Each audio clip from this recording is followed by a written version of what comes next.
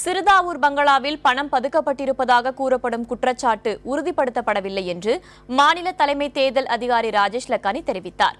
தலைமைச் செயலகத்தில் செய்தியாளர்களிடம் பேசிய அவர், சிறுதாவூர் பங்களாவில் பணம் பதுக்கப்பட்டிருப்பதாக கூறப்படும் குற்றச்சாட்டு உறுதிப்படுத்தப்படவில்லை என்று மாவட்ட ஆட்சியர் கூறியிருப்பதாக தெரிவித்தார். வரும் 6ஆம் தேதி தலைமை தேர்தல் ஆணையர் நசீம் சைதி தலைமையிலான குழு புதுச்சேரி சட்டப்பேரவை தேர்தல் குறித்து ஆய்வு நடத்த இருப்பதாகவும் லக்கானி கூறினார். அதனைத் தொடர்ந்து தமிழகத்தில் 7ஆம் தேதி அரசியல் கட்சியினருடனும் 8ஆம் தேதி ஆட்சியர்கள் மற்றும் காவல்துறை உயர் அதிகாரிகளுடனும் நசீம் சைதி ஆலோசனை நடத்த இருப்பதாகவும் லக்கானி தெரிவித்தார். இல்லைங்க, வீடு வாகனம் நமக்கு இஷ்யூ வாகனம் கிடையாது. அதுல கம்ப்ளைண்ட்ல இருக்கிறது கேஷ் இருந்தது. அதான் நம்ம உறுதிப்படுத்துறது.